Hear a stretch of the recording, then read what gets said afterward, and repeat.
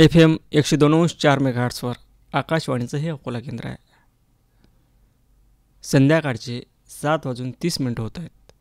आता ऐकूया शेतकरी बांधवांचा कार्यक्रम किसान वाणी. भारत सरकारच्या कृषी आणि शेतकरी कल्याण मंत्रालयाद्वारे प्रायोजित किसान वाणी कार्यक्रमात सादरकर्ते सूरज गोळे यांच्यासह मी किशोर राऊत आपलं मनपूर्वक स्वागत करतो. कार्यक्रमाच्या सुरुवातीला ऐकूया दैनंदिन कृषीवाणी आणि आजच्या आपल्या कृषीवाणीचा विषय आहे उन्हाळ्यात लिंबूवर्गीय रोपांची निगा. शेतकरी बंधू भगिनींनो नमस्कार. कृषीवाणीमध्ये आज ऐकूया उन्हाळ्यात लिंबूवर्गीय रोपांची निगा याविषयीची माहिती. ही माहिती प्राप्त झाली आहे डॉक्टर पंजाबराव देशमुख कृषी विद्यापीठ अकोला यांच्याकडून. प्रखर उन्हामुळे मागील वर्षी लागवड केलेल्या कलमांची किंवा रोपांची कोवळी शेंडे सुकणे, पाने गळणे असे परिणाम दिसून येतात. त्यासाठी कलमा किंवा रोपे यांच्या किमान 2 ते 3 फूट परिघातामध्ये सेंद्रिय पदार्थ जसे गवत, पालापाचोळा, कुटार, गव्हांडा, तणस यांचा 10 सेंटीमीटर थर देऊन आच्छादन करावे. कलमा किंवा रोपे यांच्या 2 फूट अंतराच्या परिघातामध्ये गोलाकार पद्धतीने बोरू बी पेरावे. बोरूची झपाट्याने वाढ होत असल्याने सभोवताल सावली राहते. परिणामी तीव्र उन्हापासून आणि उष्ण वारा यापासून संरक्षण मिळते. किंवा कलमा किंवा रोपे यांच्या तिन्ही बाजूने त्रिकोणात बांबू किंवा कमचा रोवून हिरव्या शेडनेटचा मांडव करावा. किंवा बांबू किंवा कमचांच्या दक्षिण आणि पश्चिम बाजूंनी उन्हापासून संरक्षण करण्यासाठी तुरट्यांचा कूड लावावा. नवीन कलमा असणाऱ्या झाडांच्या बुडाशी छोटा पाण्याचा माठ ठेवून झाडांना पाणी देण्याची एक पद्धत आहे. यामध्ये झाडाच्या भोवती एक मडके जमिनीत अर्धा भाग पुरून ठेवून त्यामध्ये पाणी टाकून ठेवल्यास 1 आठवडाभर पाणी पुरेसे होते. यामध्ये मडक्याच्या बुडाशी एक अतिशय छोटे छिद्र पाडावे आणि त्या छिद्रात कापडाचा बोळा बसवावा, जेणेकरून मडक्यातील पाणी कापडाद्वारे जमिनीत झिरपून मुळांना संथ गतीने मिळते आणि बाष्पीभवन पण अधिक होत नाही. उन्हामुळे बाष्पीभवनाचा वेग अधिक असतो, त्यामुळे कलमा किंवा रोपे यांचे पाने लवकर कोमेजतात. अशावेळी पोटॅशियम नायट्रेट 1 किलो 100 लिटर पाण्यात मिसळून 20 ते 25 दिवसांच्या अंतराने फवारणी करावी. शेतकरी बंधूंनो, आत्ताच आपण ऐकली उन्हाळ्यात लिंबूवर्गीय रोपांची निगा याविषयीची माहिती. ही माहिती प्राप्त झाली होती डॉक्टर पंजाबराव देशमुख कृषी विद्यापीठ अकोला यांच्याकडून. आत्ताच आपण कृषीवाणीमध्ये उन्हाळ्यात लिंबूवर्गीय रोपांची निगा याविषयीची माहिती ऐकलीत. वाचन सुरू होता आरती देशमुख यांचा आणि ही प्राप्त झाली होती डॉक्टर पंजाबराव देशमुख कृषी विद्यापीठ अकोला येथून. शेतकरी बंधूंनो, ऐकूया एक निवेदन आहे गायवाडा या सदराविषयी. गायवाडा हा सदर आम्ही माझं घर माझं वावर या कार्यक्रमाअंतर्गत दर शुक्रवारी सुरू करतो आहे. आणि या गायवाड्यामध्ये आपल्या पशुधनाच्या समस्या आणि त्यावरील उपाय यावर प्रश्नोत्तरित हा कार्यक्रम आहे. आपले प्रश्न आमच्यापर्यंत पोहोचवण्यासाठी आपण मॅसेज किंवा व्हॉट्सॲपकरिता 98 22 23 19 23 या नंबरवर व्हॉट्सॲप किंवा मॅसेज करू शकता. तसंच ईमेलवरून आम्हाला प्रश्न विचारण्यासाठी info@kvkakola.org या ईमेलवर आपण आपले प्रश्न पाठवू शकता. आणि जर आपल्याला पत्रव्यवहार करायचा असेल तर कार्यक्रम गायवाडा द्वारा केंद्र निदेशक आकाशवाणी केंद्र सिव्हिल लाईन अकोला 444001. आपण प्रश्न विचारताना आपल्या पत्रामध्ये किंवा मॅसेजमध्ये आपलं नाव, गाव आणि पत्ता तसंच पशुधनाच्या समस्येविषयी आधारित प्रश्नाचा समावेश करावा. आपल्या प्रश्नांना उत्तरं मिळतील दर शुक्रवारी संध्याकाळी 7:30 ते 8 या दरम्यान माझं घर माझं वावर या कार्यक्रमात गायवाडा या सदराअंतर्गत. आणि आपल्या प्रश्नांना उत्तर देण्यासाठी आमच्या स्टुडिओमध्ये असतील डॉक्टर गोपाल मंजुळकर, विषय विशेषज्ञ पशुविद्या कृषी विज्ञान केंद्र अकोला. हे दर शुक्रवारी आपल्या प्रश्नांचं निराकरण करतील. तेव्हा प्रश्न पाठवायला विसरू नका. आठवडाभरात आलेल्या प्रश्नांचा समावेश आठवड्यातील प्रत्येक शुक्रवारी केला जाईल. आणि गायवाडा या कार्यक्रमाच्या माध्यमातून आपले पशुधनविषयक प्रश्न आपण सोडवू शकता. तर नक्कीच आपण या संधीचा फायदा घ्यावा. निवेदन संपलं. अरे अरे अरे क्या कर रहा है? इधर इधर इधर हम बोल रहे हैं तेरे बीजू का. उतला बोल रहा है? पक्षियों से तो हम खेत को बचा लेते हैं, पर इन घातक रसायनों से कैसे बचाएं? मतलब देख बेटा, तू जो ये अंधाधुंध रसायन मिलाता है ना, मिट्टी की सेहत बिगड़ने लगी है। और जब माटी ही कमजोर पड़ जाएगी तो उपज कैसे सेहतमंद होगी? हाँ? अरे पहले ऐसा नहीं था। पूछना अपने बड़े बुजुर्गों से, कैसे फसल लहलहाती थी, शुद्धता झलकती थी। हाँ, माटी भी तंदुरुस्त और लोग भी। अरे अब पहली वाली बात कहाँ? पर अब तो सब यही डाले हैं। सब नहीं, आज भी लाखों जागरूक किसान परंपरागत विधि से फसल उगा रहे हैं। खर्चा कम और उपज की कीमत भी बेहतर पा रहे हैं। सच है? रे बेटे, एक्सपीरियंस से बता रहे हैं, धूप में बाल सफेद नहीं किए हैं। हाँ। ठीक है भाई, मैं भी आज से जैविक खेती शुरू करूंगा। माटी से प्रेम की परंपरा है, परंपरागत खेती। आता ऐकूया प्रश्न तुमचे उत्तर आमचे ह्या कार्यक्रमाविषयीचं हे निवेदन. शेतकरी बंधू आणि भगिनींनो, किसानवाणी या कार्यक्रमात प्रश्न तुमचे उत्तर आमचे हा कृषीविषयक फोन इन कार्यक्रम आम्ही प्रसारित करीत असतो. येत्या मंगळवारी म्हणजेच 29 एप्रिल 2025 रोजी ध्वनिमुद्रित होणाऱ्या प्रश्न तुमचे उत्तर आमचे या फोन इन कार्यक्रमाचा विषय आहे फळबाग लागवडीची पूर्वतयारी. आणि तुमच्या प्रश्नांना उत्तरे देण्यासाठी आमंत्रित तज्ज्ञ आहेत डॉक्टर गजानन तुपकर, विषय विशेषज्ञ, उद्यान विद्या विभाग, कृषी विज्ञान केंद्र अकोला. तेव्हा जरूर फोन करा. या कार्यक्रमात फोनवरून प्रश्न विचारण्यासाठी आपण येत्या मंगळवारी दुपारी 4 ते 4:30 या वेळात फोन करावेत. त्याकरता आमचा फोन नंबर असा आहे 0724 245 6461. या कार्यक्रमाचं प्रसारण आपण मंगळवार दिनांक 29 एप्रिल 2025 रोजी संध्याकाळी 7:30 वाजता ऐकू शकाल. निवेदन संपलं. कार्यक्रमात यानंतर ऐकूया प्रधानमंत्री सूक्ष्म अन्न प्रक्रिया उद्योग योजना याविषयी हरीश देशमुख, कृषी उपसंचालक, जिल्हा अधीक्षक कृषी अधिकारी कार्यालय अकोला यांची आरती देशमुख यांनी घेतलेली मुलाखत. शेतकरी बंधूंनो, भारताच्या कृषीप्रधान अर्थव्यवस्थेमध्ये अन्न प्रक्रिया क्षेत्राला अनन्यसाधारण महत्त्व आहे. ग्रामीण भागातील पारंपरिक अन्न प्रक्रिया करणाऱ्या लघु आणि सूक्ष्म उद्योजकांना अधिक सक्षम बनवण्यासाठी त्यांचे उत्पादन दर्जेदार आणि बाजारपेठेत स्पर्धात्मक व्हावे म्हणून केंद्र सरकारने प्रधानमंत्री सूक्ष्म अन्न प्रक्रिया उद्योग योजना राबवण्याचा निर्णय घेतला. आज आपण या योजनेची संकल्पना, उद्दिष्टे, अर्ज प्रक्रिया इत्यादी बाबींवर सखोल माहिती घेणार आहोत. यासाठी आज आपल्याला मार्गदर्शन करण्यास स्टुडिओमध्ये उपस्थित आहेत हरीश देशमुख, कृषी उपसंचालक, जिल्हा अधीक्षक कृषी अधिकारी कार्यालय अकोला. नमस्कार सर. नमस्कार सर. सर्वप्रथम आमच्या श्रोत्यांना प्रधानमंत्री सूक्ष्म अन्न प्रक्रिया उद्योग योजना ही नेमकी कधी सुरू झाली आणि या योजनेचे उद्दिष्ट काय आहेत हे सांगा. नमस्कार शेतकरी बांधवांनो. केंद्रीय अन्न प्रक्रिया उद्योग मंत्रालय भारत सरकार यांनी 2020मध्ये ही योजना सुरू केली. योजनेचा उद्देश की ग्रामीण भागामध्ये आत्मनिर्भर भारत पॅकेज अंतर्गत छोटे छोटे उद्योगांचं स्तरवृद्धी करणे व नवीन उद्योगांना प्रोत्साहन देणे या मुख्य उद्देशाने ही योजना सुरू करण्यात आली.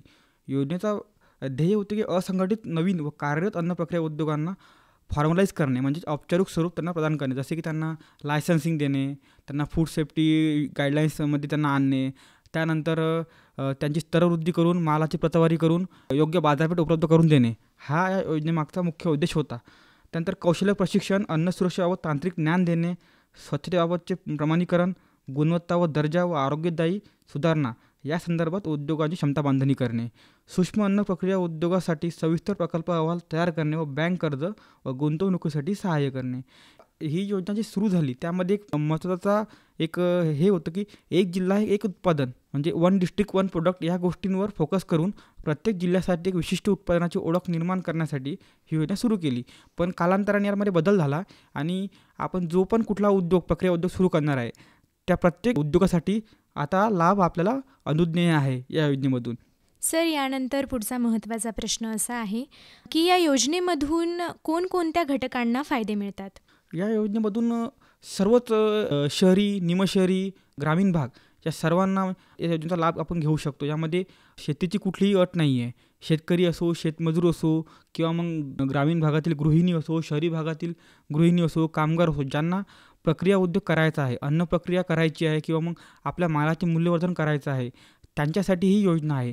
याच्यामध्ये आपलं पापड बनवण्याचे मशीन, जर आपण एक उदाहरण घेतलं, पापड बनवायची मशीन शहरी भागामध्ये, त्याच्यासाठी पण आपल्याला मदत होऊ शकते. यामध्ये मुख्य घटक आहे की आपल्याला बँकेच्या कर्जाशी निगडीत योजना आहे. समजा जर आपला प्रोजेक्ट 10 लाखाचा असेल, 10 लाखाची मशिनरी असेल, तर त्याच्यावरती आपल्याला 35% ही अनुदान स्वरूपामध्ये, म्हणजे जवळपास 3.5 लाख रुपये आपल्याला याच्यामध्ये अनुदान मिळणार आहे. आणि बँक कर्ज हे सुलभरित्या यामधून उपलब्ध होऊन आपण आपला प्रक्रिया उद्योग चालू करू शकतो. यामध्ये जसे की बरेचसे उद्योग आहेत. आपल्या अकोला जिल्ह्यामध्ये डाळ मिलचा उद्योग खूप चालते, कारण तुरीचं उत्पादन इथं खूप भरपूर प्रमाणामध्ये होत असल्यामुळे बऱ्याचशा भागामध्ये डाळ मिल सध्या कार्यरत आहेत. त्याच अनुषंगाने डेअरीच्या माध्यमातून आपण डेअरी प्रोडक्ट बनवू शकतो. त्यानंतर जेम्स, जेली, चॉकलेट वगैरे आपण बनवू शकतो. काही ज्यूसचे प्रोडक्ट आपण बनवू शकतो. ज्या मालावर आपल्याला मूल्यवर्धन करून प्रक्रिया करता येते, असे प्रत्येक आपण घटकांचा समावेश या योजनेमध्ये करतो. सर, यानंतर पुढचा महत्त्वाचा प्रश्न असा आहे की या योजनेसाठी लागणारी कोणती महत्त्वाची कागदपत्रे आहेत? योजनेसाठी आपल्याला खूप काही अशी कागदपत्राची गरज नाही आहे. आपल्याकडे जिल्हा संसाधन व्यक्ती जवळपास आपल्याकडे 15 ते 20 DRPs म्हणजे डिस्ट्रिक्ट रिसोर्स पर्सन या योजनेमध्ये कार्यरत आहेत.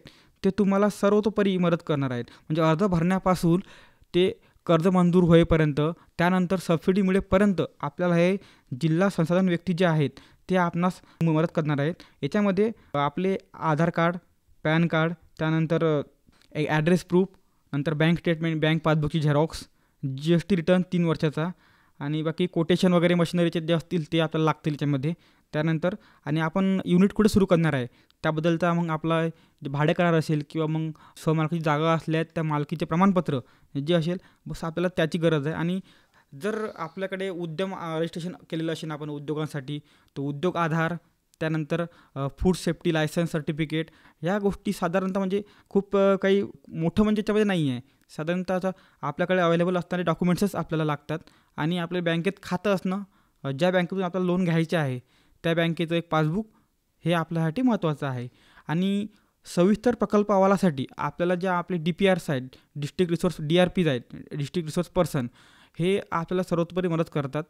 आपणास जर उद्योग सुरू करायचा असेल तर आपण आपल्या नजीकच्या तालुका कृषी अधिकारी कार्यालयात किंवा आपल्या गावाच्या कृषी सहाय्यकाशी संपर्क साधून या योजनेमध्ये आपण अर्ज करू शकता. सर, आत्ताच आपण सविस्तर प्रकल्प अहवाल या अहवालाचा उल्लेख केला. तर हा अहवाल नेमका कसा बनवायचा आणि यासाठी आमचे शेतकरी बंधू किंवा आमचे ऐकणारे श्रोते कोणाकोणाची सहाय्यता घेऊ शकतात? सविस्तर प्रकल्प अहवालाशिवाय कोणते, म्हणजे आपण सविस्तर प्रकल्प अहवाल म्हणजे नेमका काय, त्यामध्ये आपल्याला कोणता उद्योग सुरू करायचा आहे, त्याच्यामध्ये असणारे घटक, त्याची किंमत, त्याची कॉस्ट, आणि त्याचं एक स्तरवृद्धी म्हणजे कशी आपण करतो, एक बॅलन्स सर्टिफिकेट म्हणजे आपल्याला किती उत्पन्न येणार आहे, नफा तोटा कसा येणार आहे, याचा पूर्ण प्रकल्प अहवाल त्यामध्ये समाविष्ट घटक असतात. तो आपल्याला जे आपले जिल्हा संसाधन व्यक्ती आहेत, जे DRPs आहेत, ते आपल्याला ते बनवून देणार आहेत. आणि जे आपले बँक किंवा आपले ज्या बँकेतून आपण कर्ज घेणार आहे त्या बँकेचे कर्मचारी व कृषी विभागातले कृषी सहाय्यक, कृषी पर्यवेक्षक हे आपणास त्या मदत करतील प्रकल्प अहवालासाठी. व तांत्रिक प्रशिक्षणासाठी आपण जिल्हा स्तरावर KVK मार्फत पण आपण तांत्रिक प्रशिक्षण DPR कसा बनवायचा हे आपण आयोजित करत असतो. सर, या योजनेबाबतचे निकष काय आहेत हे आमच्या श्रोत्यांना सांगा. योजनेचे निकष म्हणजे कार्यरत सूक्ष्म अन्न प्रक्रिया उद्योग आहेत. समजा जर आपण नवीन सुरू याच्यामध्ये 2 घटक आहेत, एक तर नवीन सुरू करणे किंवा मग कार्यरत उद्योगांची स्तरवृद्धी करणे. आता कार्यरत सूक्ष्म अन्न प्रक्रिया उद्योग सुरू असणे आवश्यक आहे. त्याच्यासाठी ज्या कार्यरत उद्योगामध्ये विजेचा वापर होतो, मग ते लाईट बिल वगैरे असणं किंवा मग ते चालू असणं म्हणजे गरजेचं आहे. आपण जर स्तरवृद्धी करत असाल तर ते प्रकल्प चालू असला पाहिजेत, हा महत्त्वाचा निकष आहे. आणि जर नवीन आपण करत असाल तर पूर्ण मग आपल्याला रजिस्ट्रेशन करून डॉक्युमेंट्स वगैरे नवीनच आपल्याला ते घ्यावे लागणार आहेत. या उद्योगामध्ये 10पेक्षा कमी कामगार असावेत, म्हणजे याची वाटतं सूक्ष्म अन्न प्रक्रिया उद्योग, की ज्याचा 1 कोटी म्हणजे त्याची व्याख्या दिलेली आहे किंवा कोणती त्याच्यामध्ये आपण उद्योग करू शकतो, की ज्या उद्योगाची आवश्यक बांधकाम व यंत्रसामुग्री म्हणजे गुंतवणूक रक्कम 1 कोटीपेक्षा कमी आहे किंवा मग आर्थिक उलाढाल 5 कोटीपेक्षा, वार्षिक उलाढाल 5 कोटीपेक्षा कमी आहे, अशाच उद्योगांना आपण या अंतर्गत सहाय्य करत असतो. तर ते तसे फक्त 10 लोकच तिथं काम करणारे कामगार असावेत. नवीन उद्योग जिल्ह्यातील प्राधान्यता 1 जिल्हा 1 उत्पादन अंतर्गत निवडलेल्या उत्पादनामध्ये कार्यरत असावे. परंतु आता सद्यस्थितीमध्ये ODOPची जी अट आहे ती शिथिल करण्यात आली. आपण कुठलाही उद्योग यामध्ये घेऊ शकतो. आता बँकेद्वारे पुनर्रचनेत बँकेकडून कर्जास पात्र असणाऱ्या तसेच जे आजारी उद्योग आहेत असे उद्योग देखील स्तरवृद्धी व विस्तारीकरणासाठी अर्थसहाय्यास पात्र आहेत. पात्र अर्जदाराचा सदर उद्योगावर मालकी अधिकार असला पाहिजे, म्हणजे तो ओनर असला पाहिजे, प्रोप्रायटर असला पाहिजे, तरच त्याला आपण देणार आहे. पात्र अर्जदाराचे वय किमान 18 वर्ष असावे. शिक्षणाची कोणतीही अट यामध्ये नाही आहे. योजनेअंतर्गत आर्थिक सहाय्यासाठी कुटुंबातील एकच व्यक्ती प्राप्त आहे. कुटुंब म्हणजे स्वतः आणि जोडीदार व मुले असे ग्राह्य धरण्यात येईल, याची व्याख्या दिलेली आहे. सदर उद्योगाला औपचारिक स्वरूप देण्यासाठी अर्जदाराची तयारी असावी. तसेच प्रकल्प किमतीच्या 10% निधी हा स्वहिस्सा, म्हणजे त्याने जे 100%मधला 10% जो हिस्सा आहे स्वतः ज्याला उद्योग सुरू करायचा आहे त्याने तो पेड केला पाहिजेत उद्योगासाठी. शासनाने सूचित केल्याप्रमाणे अपंग आणि महिलांना योजनेमध्ये प्राधान्य आहेच. म्हणजे घर बसल्या जे उद्योग होऊ शकतात अपंग आणि महिलांसाठी त्यांना विशेष प्राधान्य या योजनेमध्ये आहे. सर, यानंतर आमच्या श्रोत्यावर्गांना नक्की हा प्रश्न पडत असेल की या योजनेमध्ये कोणकोणते उद्योग समाविष्ट आहेत किंवा या योजनेचा फायदा कोणकोणते उद्योग घेऊ शकतील? याच्यामध्ये सर्व अन्न प्रक्रिया जे उद्योग आहेत, छोटे उद्योग, त्यामध्ये दाल मिल असेल, त्यानंतर पापड बनवायच्या मशिनरी, पापड उद्योग असेल, त्यानंतर लाकडी तेलखाना किंवा मग त्यानंतर डेअरी प्रोडक्ट्स बनवतो आपण, त्याच्यामध्ये मशिनरीद्वारे डेअरी प्रोडक्ट्स बनवतो. त्याच्यानंतर चॉकलेट्स, जेम्स, जेली किंवा बिस्किट, बेकरी प्रोडक्ट्स हे पण याच्यामध्ये इन्क्लूड आहेत. म्हणजे अन्न प्रक्रिया उद्योगातले जवळपास सर्वच घटक यामध्ये समाविष्ट आहेत आणि याच्यासाठी आपल्याला 35% अनुदान 10 लाखापर्यंत हे अनुज्ञेय आहे. सर, यानंतर आमच्या श्रोत्यांना या योजनेची अर्ज प्रक्रिया कशी आहे याबद्दल माहिती सांगा. अर्ज प्रक्रिया फार सोपी आहे. आपल्या जिल्ह्यामध्ये जे जिल्हा संसाधन व्यक्ती आहेत त्यांच्याशी आपण संपर्क करून PMFME पोर्टलवर नोंदणी करायची आहे.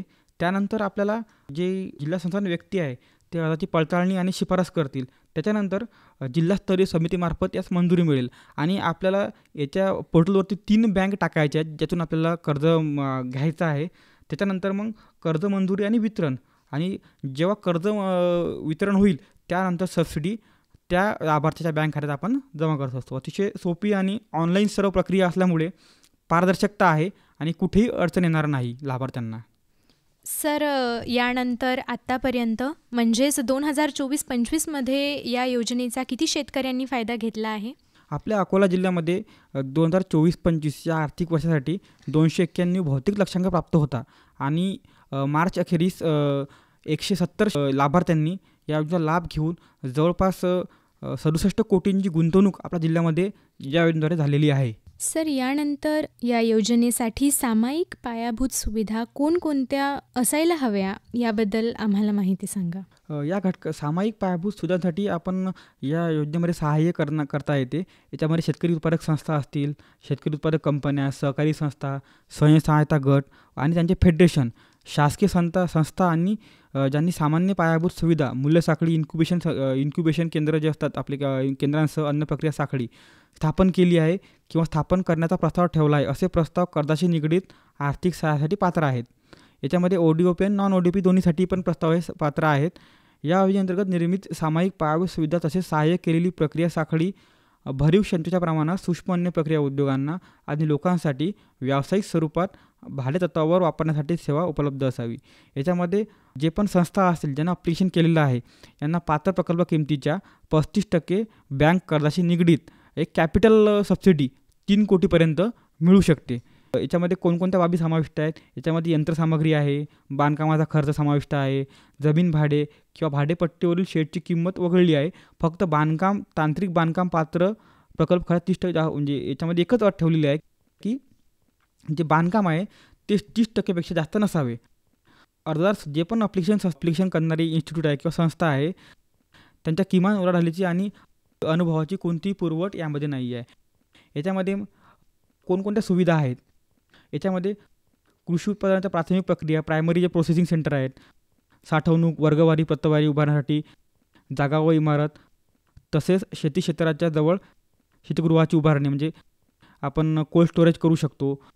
नंतर एक जिल्हा ODOP आहे ना, 1 डिस्ट्रिक्ट 1 प्रोड्यूसर, एक प्रक्रियेसाठी सामायिक सुविधा एकाच ठिकाणी आपण याच्यामध्ये इन्क्लूड करू शकतो. नंतर विविध सेवा एकाच ठिकाणी उपलब्ध असणारी इन्क्युबेशन सेंटर. या केंद्रामध्ये एक किंवा समान पद्धतीच्या अनेक उत्पादनांची हाताळणी केली जाईल. लहान युनिट्सना भाडेतत्वावर या केंद्राचा वापर आणि त्यांच्या उत्पादनाची प्रक्रिया करण्यासाठी करता येईल. तसेच या केंद्राचा वापर काही प्रमाणात ट्रेनिंगसाठी सुद्धा होईल.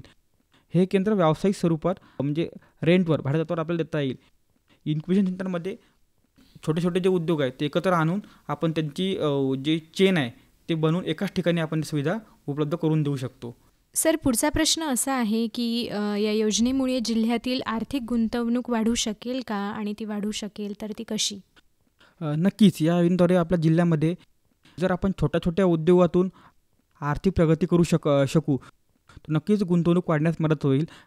कारण जर आपण साधारणतः एक उदाहरण घेतलं, जर आपण 1 लाखाची गुंतवणूक मशिनरीमध्ये केली आणि त्याच्यापासून जर प्रोडक्ट्स बनवले आणि त्याची मार्केटिंग ब्रँडिंग केली, थेंबे थेंबे तळे साचे तशी जसं आपण म्हणतो नेहमीच, त्याचप्रकारे छोट्या छोट्या उद्योगातून छोट्या छोट्या गोष्टी करून आपण खूप मोठं त्याचं मार्केट तयार करू शकतो. आणि यासाठी नेहमीच सरकार म्हणून कृषी विभाग नेहमीच शेतकऱ्यांसोबत लाभार्थ्यांसोबत शेतकऱ्यांसोबत आहे. अनुदान तर आहेच, पण आपल्याला एक उद्योग करण्याचं पाठबळ या योजनेद्वारे मिळू शकते व नक्कीच आपण याच्यामध्ये आपलं जे जीवन आहे ते घडवू शकतो.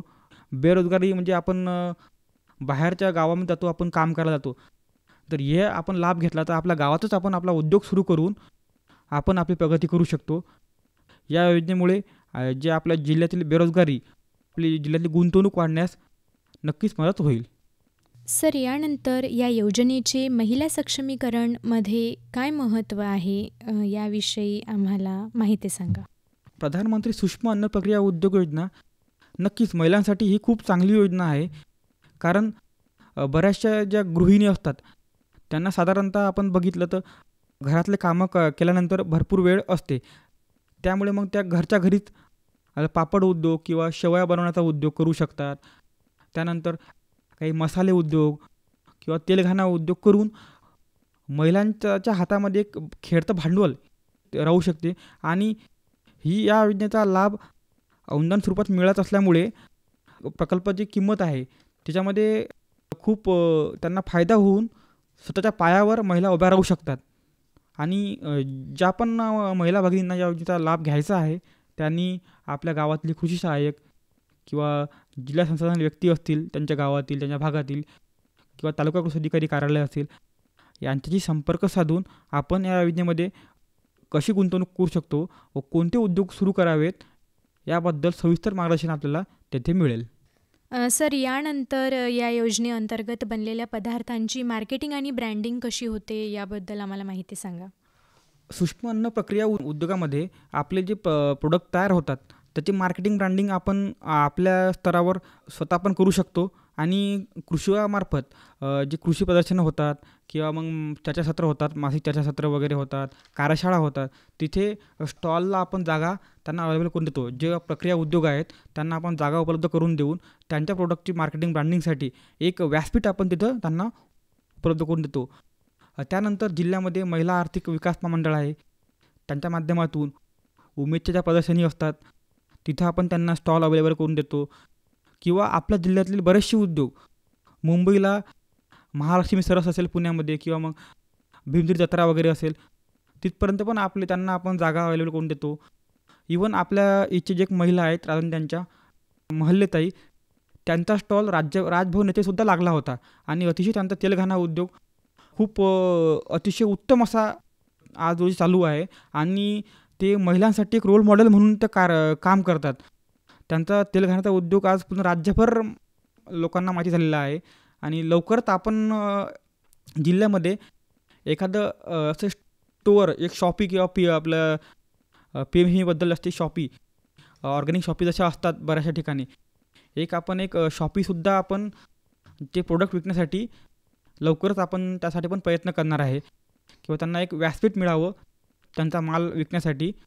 PMFME योजनेमधून जे पण उत्पादन तयार झालेले आहेत त्यांना जिल्ह्यामध्ये आता शहरी भागामध्ये खूप गरज आहे आणि डिमांड पण भरपूर आहे चांगल्या प्रोडक्टची.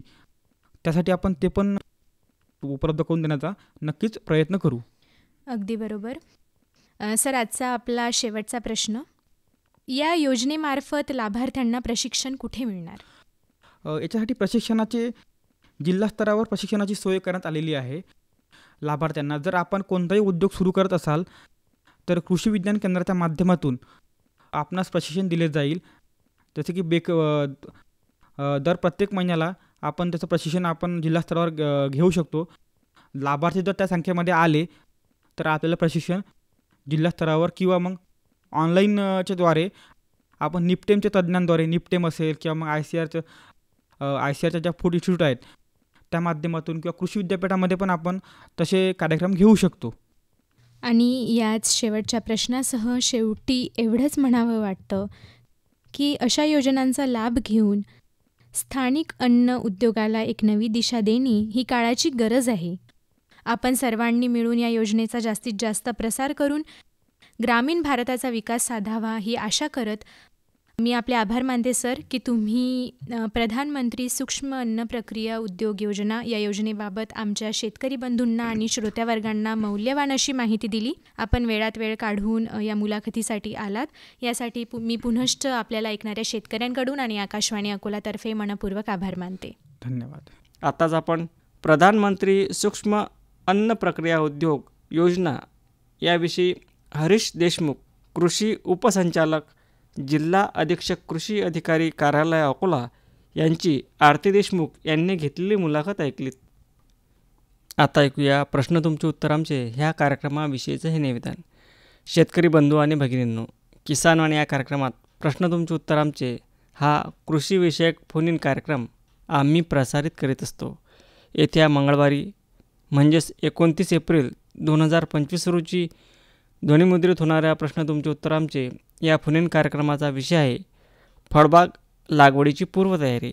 आणि तुमच्या प्रश्नांना उत्तरे देण्यासाठी आमंत्रित तज्ज्ञ आहेत डॉक्टर गजानन तुपकर, विषय विशेषज्ञ, उद्यान विद्या विभाग, कृषी विज्ञान केंद्र अकोला. तेव्हा जरूर फोन करा. या कार्यक्रमात फोनवरून प्रश्न विचारण्यासाठी आपण येत्या मंगळवारी दुपारी 4 ते 4:30 या वेळात फोन करावेत. त्याकरता आमचा फोन नंबर असा आहे 0724 245 6461. या कार्यक्रमाचं प्रसारण आपण मंगळवार दिनांक 29 एप्रिल 2025 रोजी संध्याकाळी 7:30 वाजता ऐकू शकाल. निवेदन संपलं. सर्वोत्कृष्ट शेतकऱ्याचा पुरस्कार मिळाला आहे हरीला.